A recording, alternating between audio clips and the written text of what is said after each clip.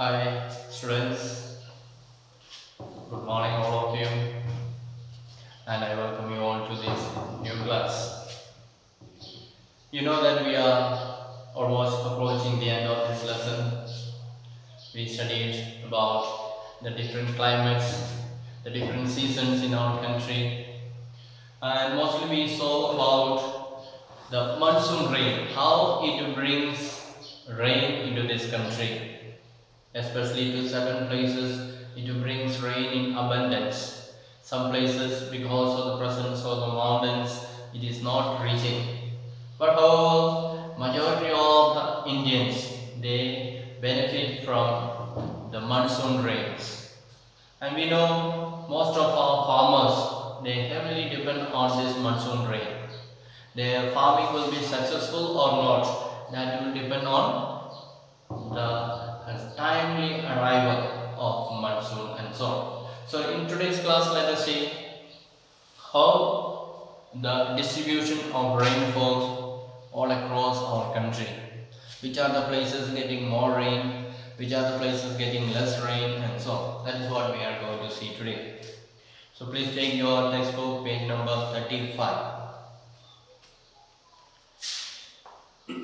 Distribution of rainfall. So the western coast and the northeastern India receive over about 400 centimeters of rainfall. So these are the two regions that receive the highest amount of rainfall. The western coast of India and the northeastern part of our country. And we remember that in one of the northeastern states, in Meghalaya, the place called Mount Sindra, that is the place which receives highest rainfall in the world. So that is falling under northeast, and we say northeast and the western coast of India, they receive rainfall, annual rainfall more than 400 centimeters. So that is a very good amount of rainfall that they receive. Then, however, it is less than 60 centimeters in the western Rajasthan, adjoining to parts of Gujarat, Haryana and Punjab. So some places, especially in the western coast and the northeastern part of India, they receive more than 400 centimeters of rainfall. On the other hand, some other places that are in the western coast like Gujarat, Haryana and Punjab, they receive rain very less than 60 centimeters. So other places receive 400 centimeters, while Rajasthan, Gujarat, they receive, and Punjab and Haryana, they receive less than 60. So much of difference is there. Then rainfall is equally low in the interiors of the Deccan Plateau. So some other places are also there where they receive very less rainfall. That is in the interior part of the Deccan Plateau and the east of the Sahyadris. So some places receive very high rainfall like 400 centimeters, and some other parts in our country they receive less than 60 centimeters. So why do these regions receive low rainfall? So why so much of difference is there? The same monsoon is blowing throughout India, and some places receive 400 centimeters of annual rainfall, other places receive only just 60 centimeters of rainfall. So much of difference is there. What is the reason?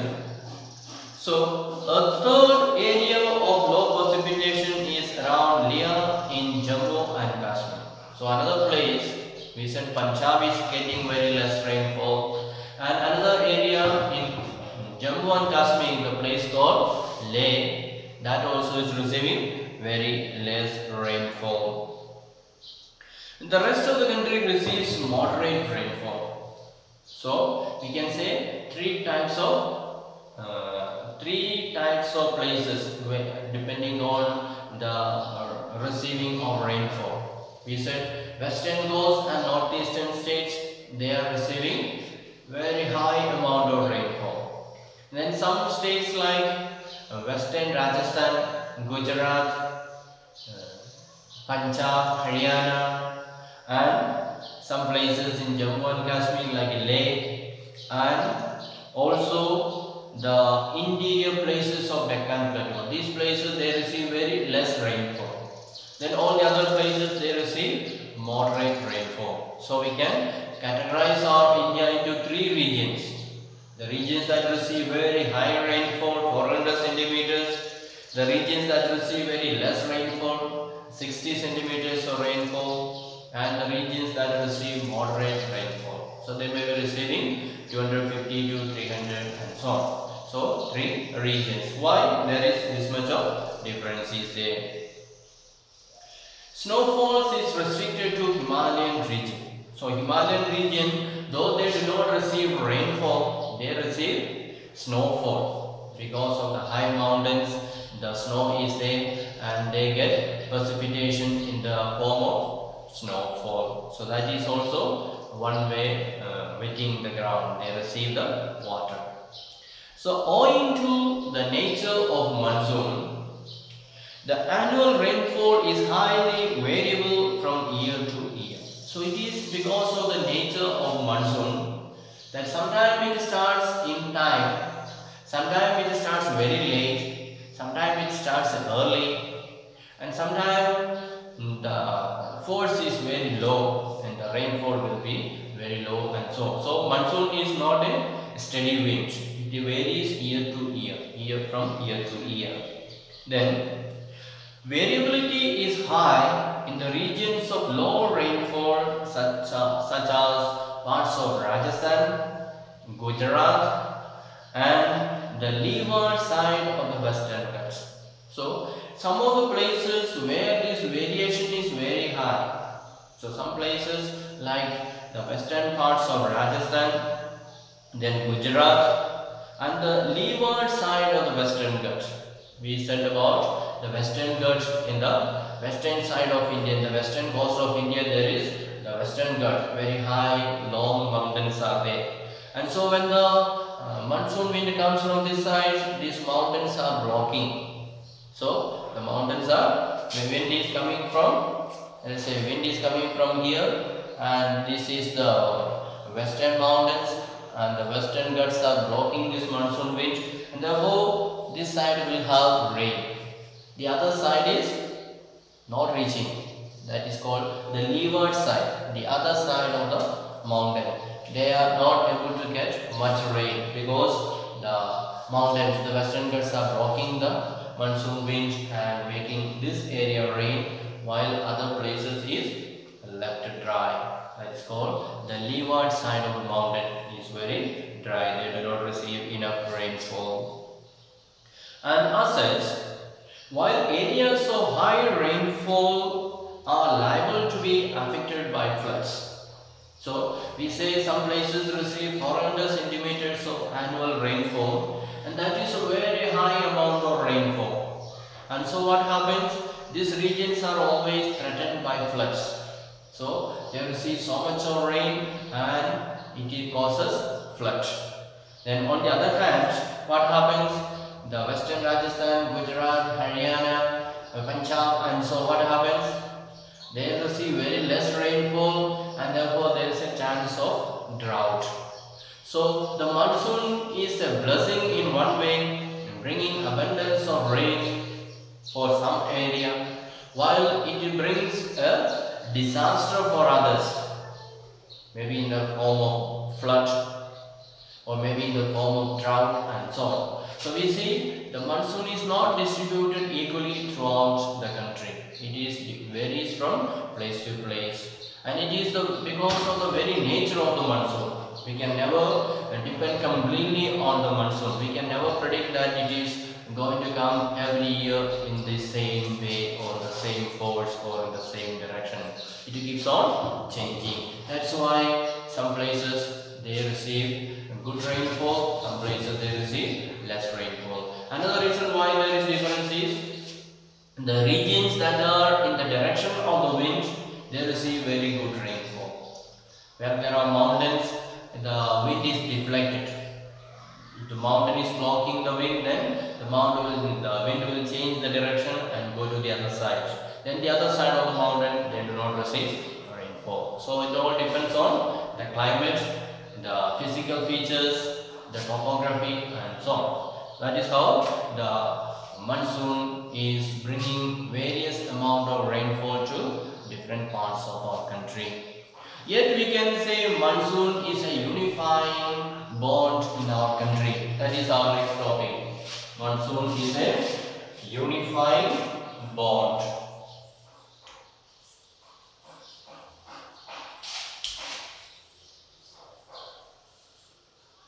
Monsoon is a unifying bond.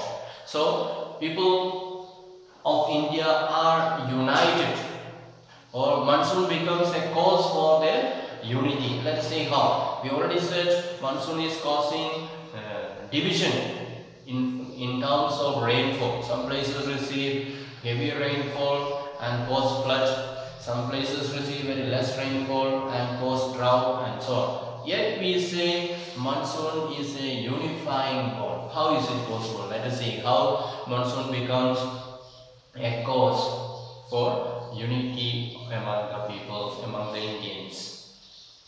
So you have already known the way the Himalayas are protecting the subcontinent from extreme cold wind from Central Asia. The previous classes we already said. The winter in India is not very severe. It is because the wind that is coming from the Central Asia, the cold wind that is coming from the Central Asia is blocked by Himalayan mountains. It does not enter into our country. It is blocked. And therefore, the rest of the India, the other parts of India is not experiencing much cold, much winter, because Himalaya is protecting us. And this enables the northern India to have a uniformly higher temperatures when compared to other areas on the same latitude. So, because of this Himalaya blocking the cold wind from entering into our country, we can say we have a similar temperature that is in the other parts of the Asia, other parts of the countries that are in the same latitude. So just like India in that same latitude, there are so many other countries are there. Just as they experience, we are also able to experience the same temperature. And it's all because of this Himalaya.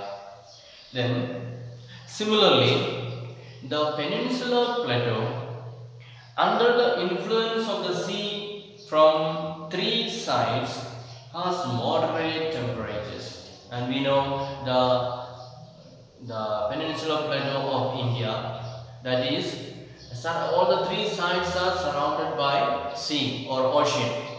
And because of this presence of the ocean, the temperature is neither too low nor too high. It is having moderate temperature. So that is because of the presence of the ocean, the Arabian Sea on the one side, and the Bay of Bengal on the other side. So these three sides are into the water, emerging or entering into the water. Therefore, the presence of the sea is influencing the climate of this southern peninsula. Then, despite such moderating influences, there are great variations in the temperature conditions.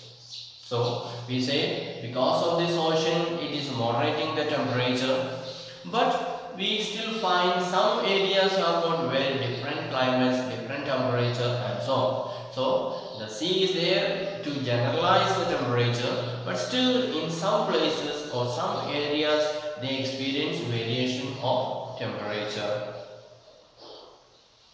Nevertheless, the unifying influence of the monsoon on the Indian subcontinent is quite perceptible. So in spite of the presence of the sea from the southern peninsula, then from the northern side it is the protection by the Himalaya, So all these are influencing the climate of our country. And apart from this influence of the sea and the Himalaya, the monsoon also is trying to bring some unification, trying to bring some influence into the country. Let's see how. So the seasonal alteration of the wind systems and associated weather conditions provide a rhythmic cycle of seasons. So we already just studied about the 4 seasons: the winter season, then the dry season, then the wet season, and the withdrawal of the monsoon. So these 4 seasons are there. It's all depending on the arrival of the monsoon. So this monsoon takes place depending on the arrival of the monsoon season, the monsoon winds.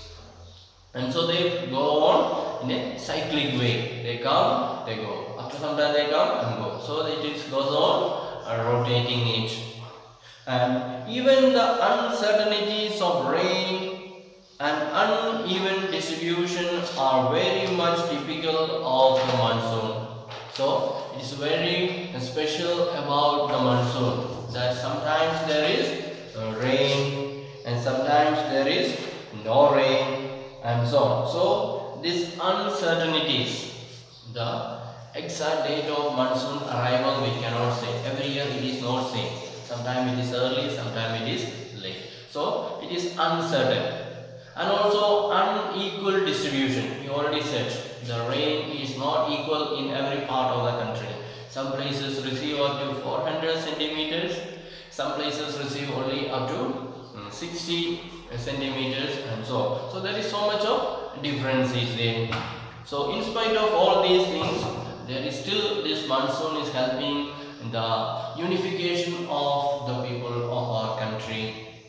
And the Indian landscape, we know India has got a lot of landscape, mountain sides, slope areas are there. Then its animal and plant life, and a lot of animal species, plant species are there in our country. And its entire agricultural calendar and the life of the people, including their festivities, revolve around this phenomenon of monsoon. So everyone in our country depend on the monsoon. For example, the beautiful landscape of India, the flowers. It flowers when it receives the rain, and the animals and the cultivation. Everything depends on this monsoon. And in India, mostly people celebrate harvest festival, or they celebrate after planting the paddy. They celebrate. It all depends on the monsoon. So unless monsoon comes, they cannot begin their cultivation. And it is only after the monsoon's withdrawal they do the harvest, and afterwards they dance and celebrate. And most of the festivities or festivals are after this monsoon's withdrawal. So it all fixed depending on the arrival and withdrawal of monsoon. That's why throughout India people have a reason to celebrate, and the date of the celebration fall according to this withdrawal of monsoon or arrival of monsoon and so. So that is one reason we can say this monsoon is responsible for unifying India. So we arrange our programs and everything according to the date of monsoons coming and going back. Then year by year, people of India from north to south and from east to west eagerly await the arrival of the monsoon. So people who are living in the hot region, we can imagine how much they will be longing to receive that monsoon rainfall. So April, May it will be so hot, and by June the monsoon arrives. Normal time is first week of June the monsoon arrives, and people are longing for that because it will reduce the heat and will save them from this starvation, from drought. And so it all depends on the arrival of the monsoon, and people are longing for that. And these monsoon winds bind the whole country by providing water to set agricultural activities in motion. So everyone is digging their field and waiting for this monsoon to come. And as soon as the monsoon comes, they begin their cultivation. So everyone is eagerly waiting for this monsoon rain to begin their cultivation, because more than half of the Indian people are farmers, and they eagerly long for this rain so that they can have water in the field and begin their cultivation. And the river valleys which carry this water also unite as a single river valley unit. And so because of this monsoon, the river which was very dry or having very little water also brings lot of water, and lot of water is flowing through this river, and the river, people who are living in the valley, they become like a one unit. People who are living in the plains of the river, they become like a one unit, one family. Everybody is depending on that river for irrigation, for fishing, and for the river brings silt and alluvial soil and making the farmland very rich and soil very fertile and so on. So one way or another, though this rain is not very equal, not very steady, still people depend on it. People arrange their festivities according to this monsoon's arrival and going back, and according to the cultivation is arranged according to the arrival of the monsoon. The harvest is arranged according to the departure or withdrawal of monsoon and so on. So people plan the activities of their life. Yearly activities are planned depending on the monsoon. That's why we say monsoon is a unifying bond. It is making the people united. Because whether they are rich farmer or poor farmer, everyone is depending on this rain. So everyone is united, and they celebrate together. Whether they are rich people or poor people, for them harvest, after the harvest they celebrate, or after finished planting they celebrate. Lot of harvest festivals are there in our country from state to state. Everything is arranged according to this arrival of monsoon. That is the reason we say monsoon is a unifying bond. So we come to the end of this lesson, and I hope you have understood. And in case you have any doubts, you are free to ask me. I will be able to clarify your doubts and so on. And let's also do a few exercises that are given at the end of this lesson. So first one says, choose the correct answer from the 4 alternatives given below. So 4 alternative answers are given there. Only one is correct. We have to choose the right one. Which one of the following places receives the highest rainfall in the world? So we know already that is in India, the place Mawsynram. Answer number B, Mawsynram. Second one, the wind blowing in the northern plains in summers is known as, the wind that is blowing in the northern plain in the summer, that is called Lu. Answer number B, Lu. Then third question, which one of the following causes rainfall during winter in northwestern part of India? The northwestern part of India, during the winter they receive the rain. How do they receive? It is because of western disturbances. Number C, western disturbances. Then question number 4. Which one of the following characteristics characterizes the cold weather season in India? So we know we have winter season in India. What is the character of these winter nights? So the answer is number C, cool days and cold nights. Is it? It is number not C, but number B, warm days and cold nights.